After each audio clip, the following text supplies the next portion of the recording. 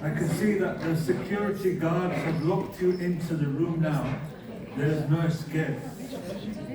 We have a very interesting topic. I have been given the luxury of hosting or chairing this session this afternoon. It's been a very invigorating morning and a start to the afternoon. My name is Shaukat Warraich. I'm the Chief Executive of Faith Associates, one of the partner organizations of this event. It's a great privilege and an honor to have these very distinguished individuals on the panel. I'm not worthy of sitting next to you, I think. I have to just remain standing in this role. On my far right, you have Associate Professor Lars Gule. You have next to him His Excellency. I know he doesn't like to be called His Excellency, but I call him My Excellency. Alexandre Guessel from the European Council of Europe. And then you have the most distinguished Right Honourable, they say in English the Right Honourable, Mr. Taufik, all the way from Indonesia. And then you just heard in the last presentation, Professor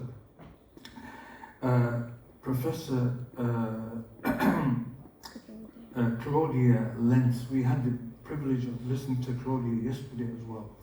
This is a very important subject, a very challenging subject within the European context. The discussion today, or the panel discussion today, is going to touch upon the whole issue around the dividing lines between freedom of speech and the freedom of expression. Okay, the freedom of speech, the freedom of thought, the freedom of association. Within, obviously, the European context, promoting religious beliefs is a part of human rights. And what are the criticisms of faith and religion, and what is hate speech, and what is hateful speech, and what is dividing us and what is uniting us? We have two academics, we have a politician, and we have a very senior civil servant. Each one of them have their own roles within their distinguished organizations or activisms that they're involved with. My first question to you, sir, on my far right, if I may. You kindly told me that you're retired, but you seem not to be retired. You seem to be very active in the social scale, social environment regarding the whole dimension of freedoms. And I think you've been very vocal, according to my research, around what you believe are the limits, or the lack of limits, in your opinion, of freedoms. If I could ask you very briefly, what do you think are the major challenges in Europe when it comes to the attack on freedoms, in your opinion?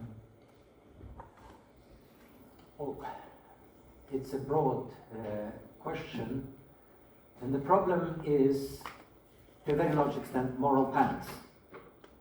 That tends to limit all our freedoms, including freedom of expression. And we have seen it in Denmark where they have introduced a ban on burning the Quran. You are right, I'm not fully retired. I'm following a trial these days. It's entering its last phase. And what kind of trial is that? It's a trial against an Islamist who carried out an attack on gay people in 2022. It has taken time before this case has come up. Is he a deep believer? Is he a profound Muslim with a lot of knowledge? No. But he has his beliefs. He brings the Quran with him in court every day. He sits with his cap. His identity is Muslim, Islam. I cannot ignore that. But the point is that this trial enters into a situation where different forms, right-wing terrorism and extremist Islamist terrorism, has created new laws in many countries not least the United States, but also in Europe, also in Norway, and those laws are limiting the freedom of all. They are a threat to our rule of law, actually. And people are trying to find ways, solutions, in order to minimize the damage of these limitations, and it is difficult. So you've mentioned, I like your approach. You've gone straight into it. You're saying that the laws that are being enacted at the moment are reducing your freedoms. Yes, obviously. Okay. Especially in the United States and in Britain. The Prevent Act is an encouragement to informant activity from the broadest spectrum of the public. You're talking about the counter-terrorism legislation in the UK? Yes. Prevent, okay. And it says that every teacher, every nurse, every doctor who suspects that a patient or a pupil, a student, has some strange, dangerous ideas, should report it. So do you believe that the law is being stretched to curtail freedoms? And are you in favour or against it? New laws are enacted that are obviously limiting our freedoms. Other laws are stretched, reinterpreted, and threaten the rule of law. And especially in practice, the effect is stronger on certain groups, Muslims, than other groups in society.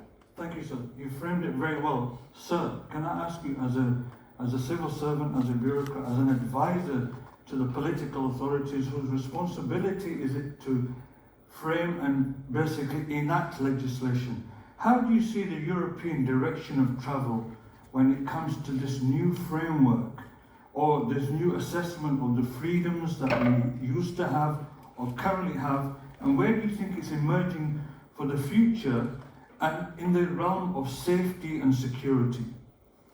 And are our freedoms being compromised to protect certain groups, in your opinion? Your question is too difficult for me. I'm afraid I will not be able to professionally answer it. But what I could say is that, just an example from totally outside. The French Emperor Napoleon is mostly remembered for wars. But what he really did, he introduced the legislation in France. He promoted, or under his input, was promoted the civil code. I think it was in 1804, if I'm not mistaken. With a big number, more than 2,000 articles. What is incredible is that more than 200 years after this, 75% of this legislation is still ongoing, Only 25% was changed. So when we introduce new laws and legislations, we, in my view, should think about how long will it be enacted. And that's why I think we should not be in a rush when things happen to immediately adopt new legislation. That's why I mentioned today the European Convention on Human Rights, which is a very short document, which was adopted 74 years ago, but which is still so relevant. Now, that's why I cannot say what will happen with new legislation which will be introduced. But what I know is that when something happens, of course the politicians would say, we should immediately change the legislation, we should adopt the new laws. And in my view, as a civil servant, I think that we should not be in a rush. We should just really very carefully assess the situation and see whether probably we already have what is needed. And you asked us about the relationship between freedom of expression and the freedom of religion or belief. where there is a border between themselves. Maybe it was not your direct question to me, but I think that I can say, maybe later we can discuss it, the European Court of Human Rights that was mentioned, and that is a very respected body, I would say, adopted a number of decisions. So there is a case law from which we can probably rather responsibly say where this border is situated. I think that the border between freedom of expression and freedom of belief is situated, we are not in the mathematics, of course, you know.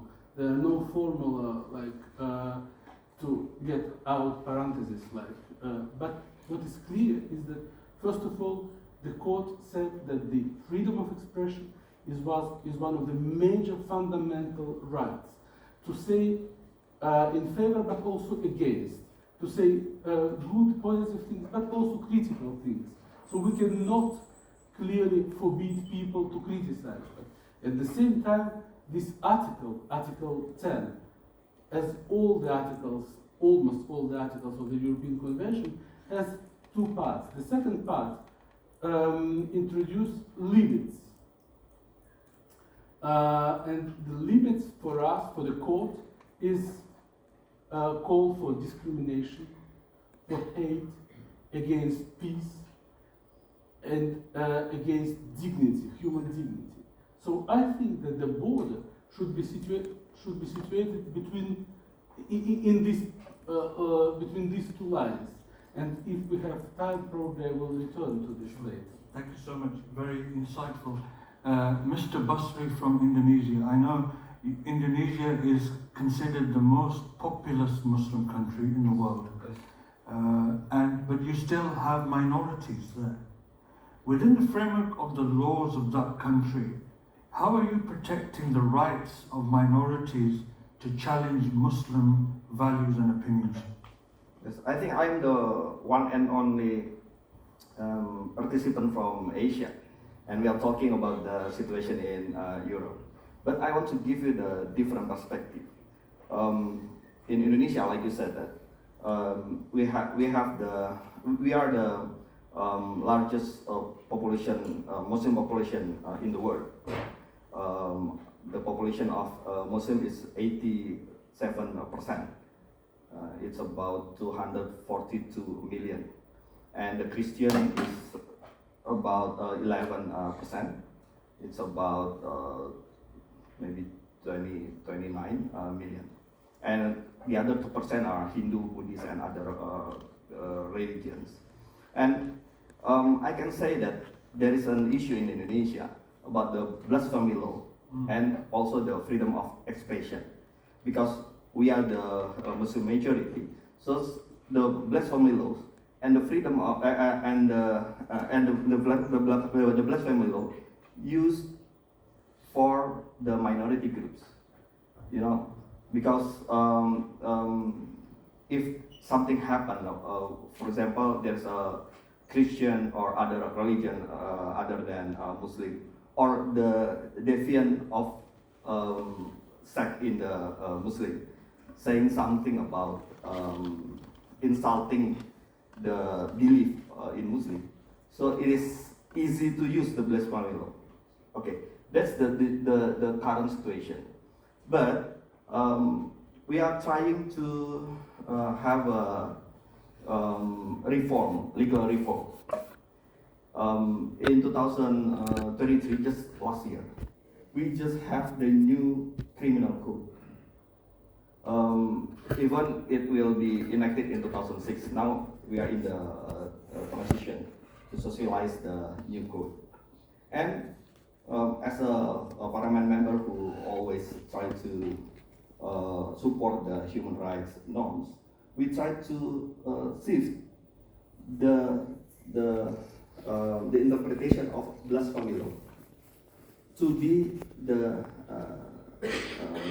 spreading hatred. So now in our new criminal law, there is no term blasphemy. But if we want to use the criminal article for someone who insults someone believes, there should be some limit or some interpretation, like you said, whether is it there is a hatred, whether it's against the what is it, the pride of someone believes, and whether it became the the chaos for in the people. So that's the interpretation of blasphemy in our new criminal code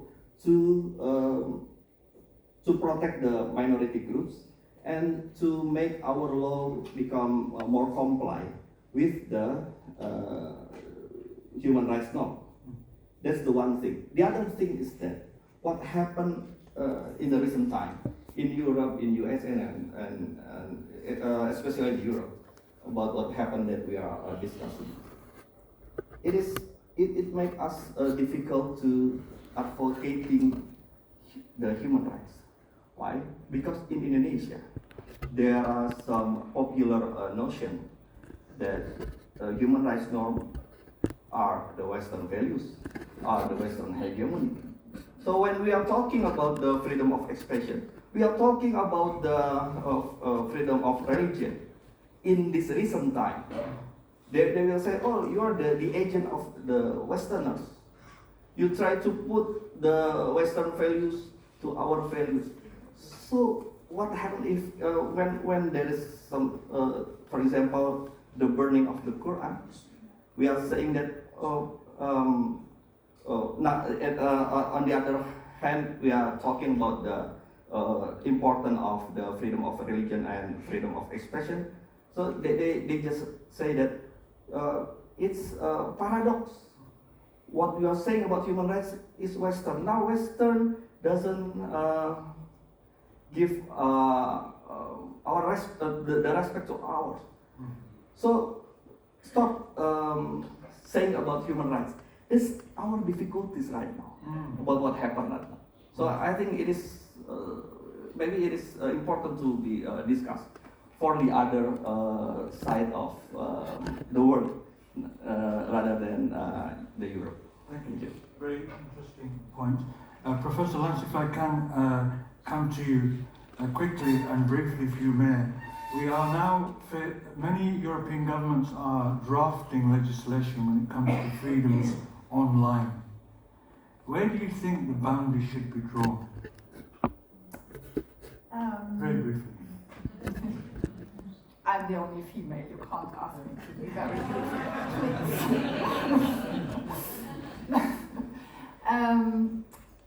I want to take up this notion of red lines.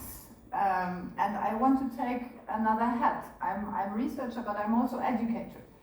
I'm teacher trainer. And what I think, we have a dilemma, and this is juridification. We see that these rights, conflicting rights, there are tensions. Individual rights, group rights, freedom of speech, religious rights. When I start to teach about human rights in my classes, I say, okay, fasten your seatbelt. Now we go into dilemma country. And I think facing these dilemmas, we can't only think about laws and red lines and sanctions. And what we in education, here in Norway we have a threefold term, and this is, I say it in Norwegian first and then I try to translate, it's ytringsfrihet, ytringsrom, or ytringsansvar.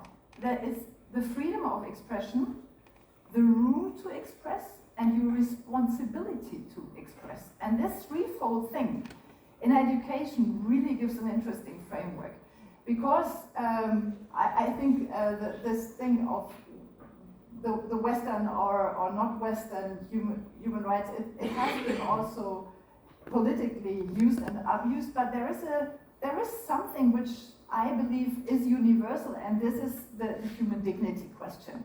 So when you when this supports the human dignity of someone, it needs to universally support the human dignity of everyone. And if this is the perspective to continue, then we start to negotiate. If I want to enjoy my rights, what does it mean to the other's rights? What does it mean to the other's possibility to enjoy both their rights but also their dignity? And then I enter this realm of responsibility of expression. And I think that we sometimes in the Nordic countries, we talk about the human rights fundamentalism. So it becomes something almost sacred. And if you're allowed to harass something on religious, like juridically, you have to do it because it's your freedom. But I don't think we can operate with human rights like that. We need to train, and therefore I'm talking about education. I think we need to have a different approach to this, that human rights, the legitimacy of human rights, it's undermined.